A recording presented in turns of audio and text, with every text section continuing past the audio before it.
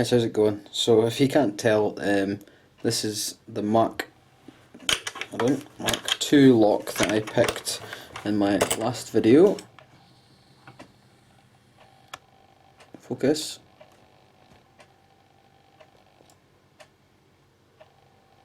Not having any of it.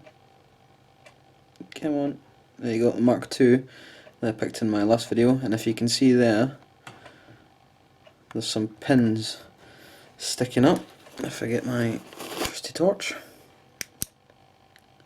can see all the pins sticking up there. What I've got is a bit of plastic, which I'll show you afterwards, with 5 holes in it, the width of the pins, and I'm using them to put this back in, because taking apart a Euro lock is incredibly difficult. This is, I don't know, 3 hours at it, put it back together, and this is the best method I have found, is get a bit of plastic, which I'll show you at the end, put 5 holes in it, put pins in it, and then slide that in, push all the pins in, which I'm going.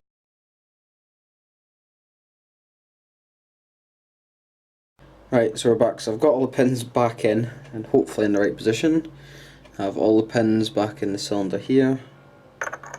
So let's give it another go. Lovely. Now we have this bit of plastic sticking out here. And the way to get that out, as I found when I attempted to do this previously, is sheer brute force. Whip the bit of plastic out here. Come on camera, cooperate. Whip the bit of plastic out here, and then you're left with the cylinder half in, half out. Now you can put that in. There.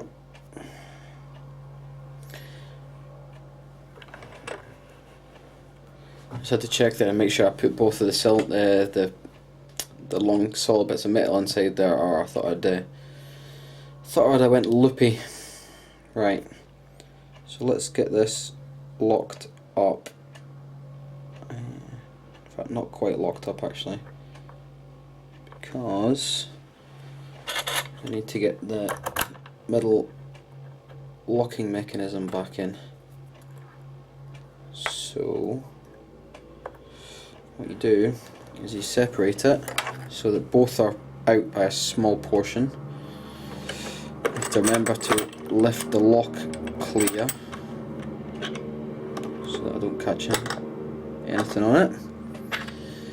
Now you have this central portion here, and you have these 2 pawls that rotate, that line up.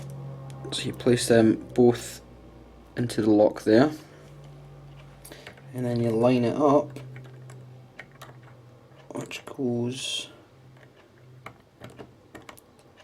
come on, it's an incredibly snug fit, if you haven't noticed.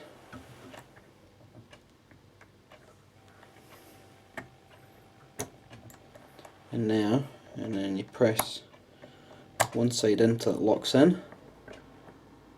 You can lock that side, and then hopefully, without dropping it or losing any pins, which I nearly did there, press that side in and turn and lock that one, and hopefully that is a lock, and fingers crossed this key works, which it does.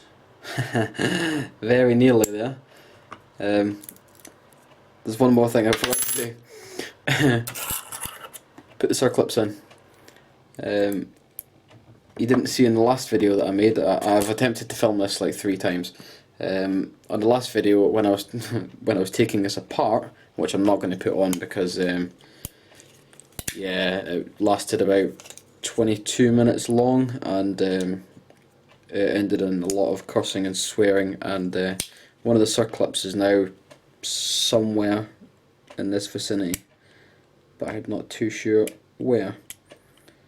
But I don't need that one now to demonstrate that this lock is now working. So the circlip's in, this side anyway, key goes in, and it won't come out by itself because both circlips on and then hold it.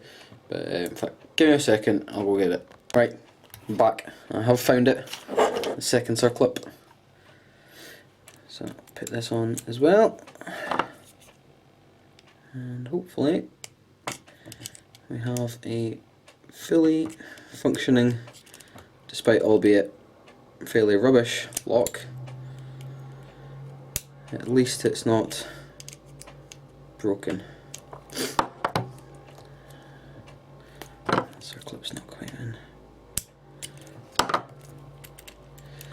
So it's locked. That side works, key comes out, key goes in, and well, it was a bit fiddly last time anyway, but slightly more so now. Get out, there we go. So finally, so it's picked and gutted, which I am never ever ever doing again. So this is the Mark II once again, and yeah, never touching this lock again, but it's an experience, done and dusted. Thank you very much for watching, hope you enjoy.